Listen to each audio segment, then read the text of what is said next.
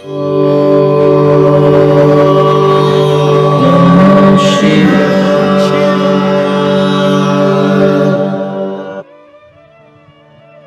आपको आपका परिवार कभी नहीं देता भाई।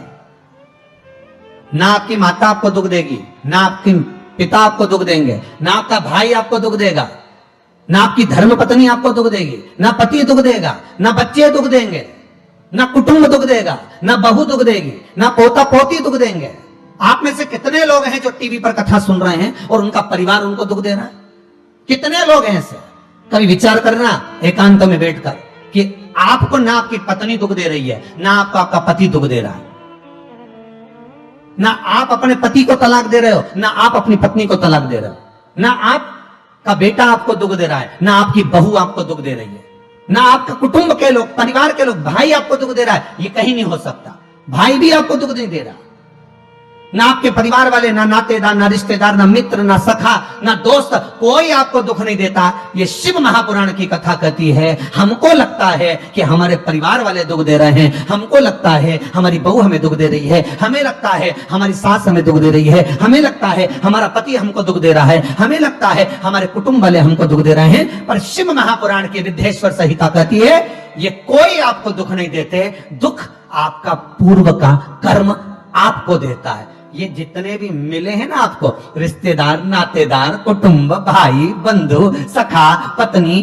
पति, पोता, पोती, ये जितने लुटेरे मिले हैं, ये जितने अपशब्द कहने वाले मिले हैं, ये जितना ताने देने वाले मिले हैं, ये जितना गाली देने वाले मिले हैं, ये जितना उंगली उठाने वाले मिले हैं, ये कोई दूसरे नहीं, तुम्हारे पूर्व कर्म के कोई ना कोई पुराने ही होंगे जो तुम्हारे साथ जुड़कर तुम्हारे टांग खींचने के लिए सामने खड़े हुए हैं। ये कोई तुम्हारे होंगे।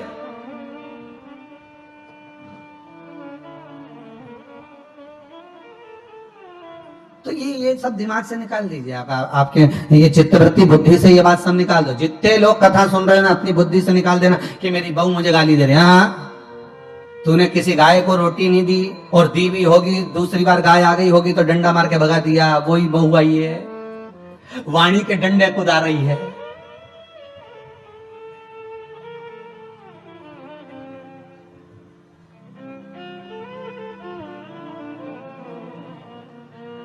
कोई बेटा अगर नहीं सेवा कर रहा, कोई बेटा नहीं पूछ रहा, समझ लेना पूर्व में हम हमारे बुजुर्ग, कोई दादाजी होगा, कोई दादी जी होगी, कोई ससुर जी होगा, कोई जेठ जी होगा, हो सकता है किसी की हमने सेवा नहीं करी हो और वही बेटा बनकर आया, आज हमारी सेवा नहीं कर रहा।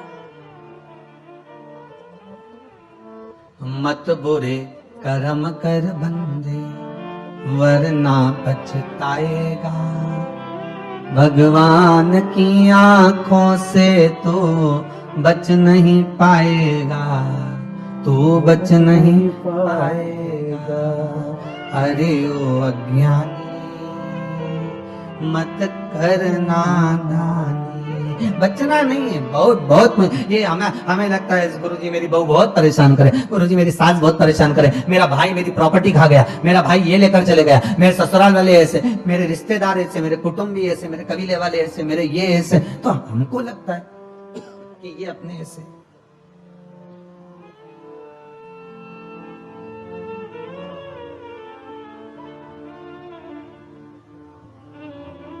हमको लग रहा है कि ये हमारे हिस्से हैं, हमारे को लूट रहे हैं, हमको ऐसा परेशान कर रहे हैं, हमको ऐसा कर रहे हैं, पर नहीं भाई।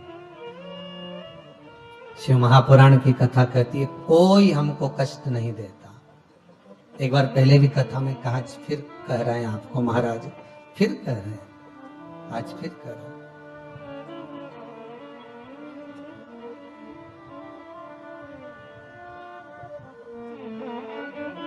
आपको फिर निवेदन कर रहे हैं, बीमार हुए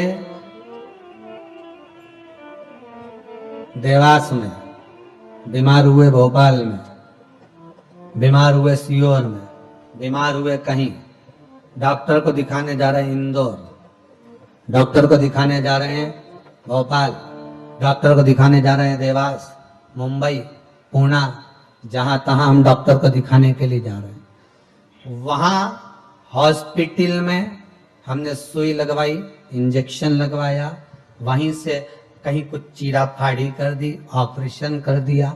जरा विचार करना, कभी एकांत में बैठ कर के रहते यहाँ थे, दवाई लेने पहुंचे वहां, इंजेक्शन वहां लगवाया, बताओ ऑपरेशन वहां करवाया।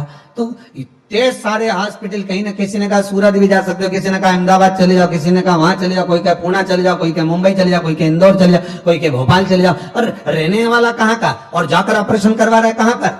विचार करिएगा। रहने वाला कहाँ का और इंजेक्शन लगवा रहा है कहाँ जाकर? जरा विचार करिएगा।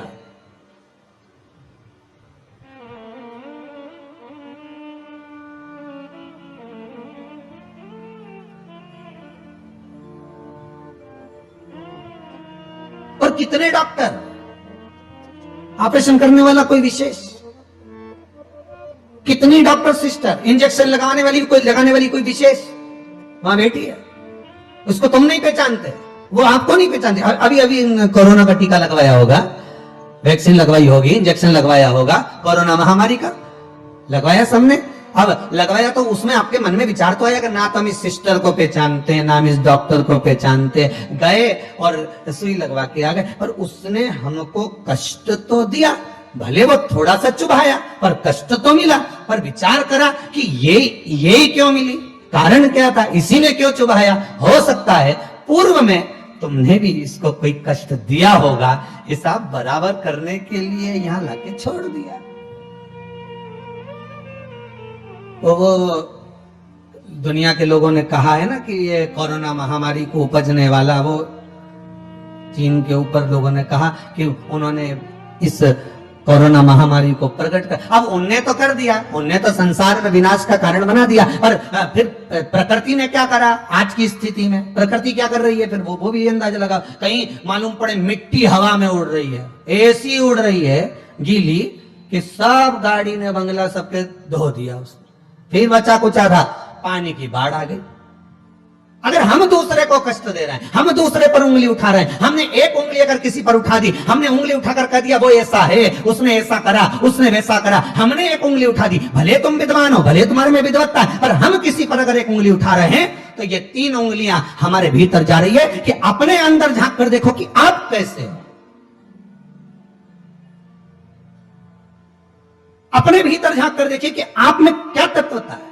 जो हम दूसरे में कुछ खोट देख रहे हैं तो हम में कितना खोट भरा होगा, हम में कितना कपट भरा होगा, तभी तो सामने वाला कपटी नजर आ रहा है। जैसा चश्मा लगाओगे सामने वाला व्यक्ति वैसे ही तो दिखेगा। लाल कलर का लगाओगे तो लाल दिखेगा, काला लगाओगे तो काला दिखेगा, पीला लगाओगे तो पीला दिखेगा। नेत्रों में जो काम, अगर अहंकार है तो अहंकारी दिखेगा, लोभ है तो लोभी दिखेगा, वासनावान है तो वासनावान दिखेगा, तृष्णावान है तृष्णावान दिखेगा, चोर है चोर दिखेगा, कपटी है कपटी दिखेगा, बेईमान है बेईमान दिखेगा, अज्ञानी है अज्ञानी दिखेगा। आपकी दृष्टि जैसी होगी सामने वाले की सृष्टि वैसी ही नजर आएगी, सामने वाला व्यक्ति आपको वैसे ही दिखेगा। आपका चित्त अच्छा है, आपका मन अच्छा है, आपके दिल अच्छा है, आपके भाव अच्छे हैं, सामने वाला भी वैसा ही नजर आएगा।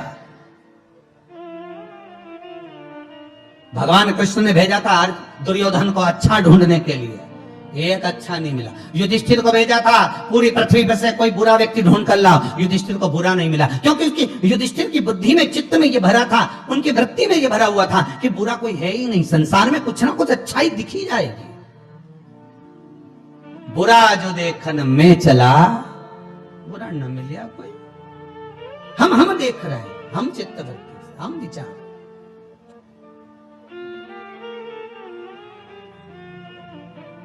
कौन ना बहू बुरी है, फिर निवेदन करूंगा, ना सास बुरी है, ना बेटा बुरा, ना बहू बुरी, ना ही ये पूरा संसार बुरा, सब अच्छे हैं। फिर बुरा क्या? अपना कर्म जो हम कर कर आए हैं, उस कर्म का भोग संसार में आकर भोगना पड़ेगा। एक रोटी भी हमको खाने को मिल रही है तो हमारे पूर्व के किए हुए कर्म के अनुसार मिल रही है। दुख भी अगर हमको मिल रहा है तो हमारे पूर्व के कर्म के अनुसार मिल रहा है। सुख भी मिल रहा है तो हमारे पूर्व के कर्म के अनुसार मिल रहा है। हम जैसा कर्म करें उसके अनुसार हमें फल मिल रहा है।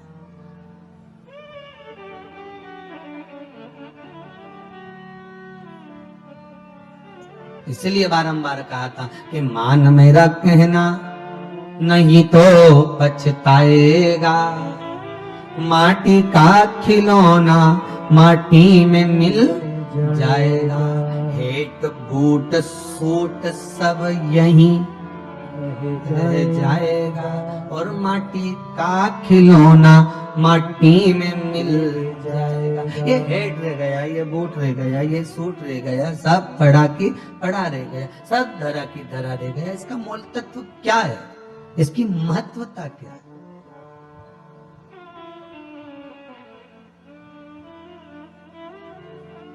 इसकी मूलता कुछ नहीं, इसकी मुख्यता कुछ नहीं, इसकी महत्वता कुछ नहीं।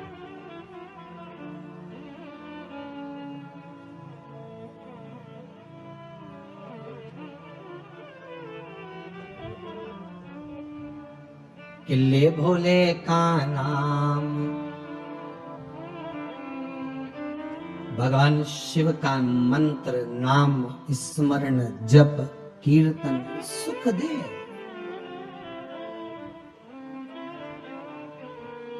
और वो सुख कोई साधारण नहीं हो सकता। वो सुख का आनंद, वो सुख का भाव बढ़ता चले जाता, आनंद बढ़ता चले जाता।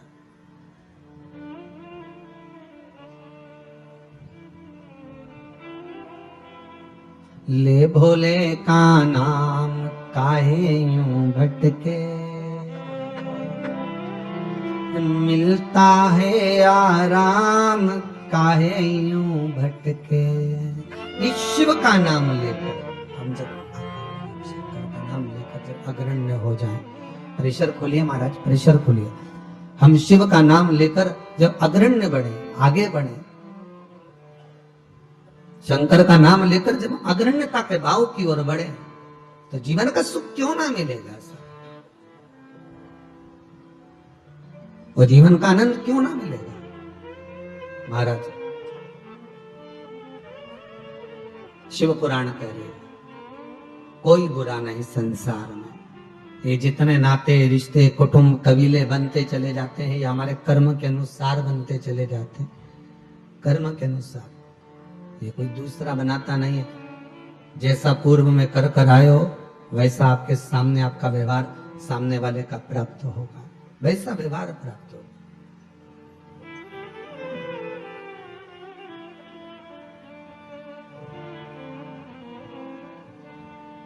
शिव पुराण कह रही है, शंकर की कथा कर रही है, शंकर का अनुमोदन कर रहा है। महाराज अच्छी संगत में बैठोगे, अच्छी संगत में अगर विराजमान होगे तो सुख अपने आप मिलेगा। माता के गर्भ से अगर आपका जन्म हुआ है तो कुछ अच्छा करने के लिए ही हुआ है। अगर आप बैठकर आस्था चैनल के सामने शिव महापुराण की कथा सुन रहे हो तो अपने आप को गौरवान्वित महसूस करना।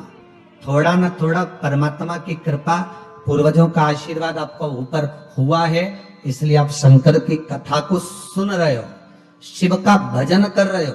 श्रावण के महीने में आज शिवरात्रि के दिन शंकर का अनुमोदन कर रहे हो।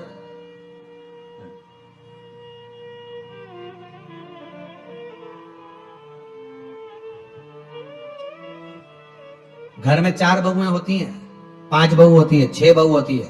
सास 6 बहू को बोलती है कि जाओ पानी लेकर आओ, अरे बोलो जम के जरा, नहीं बोलती ना। सास किसी एक का नाम लेगी, ए बेटा, ए लाली, एक बहू का नाम ले और उसको पुकारेगी और पुकार कर कहेगी जरा मेरे लिए 1 गिलास पानी ला दे बेटा।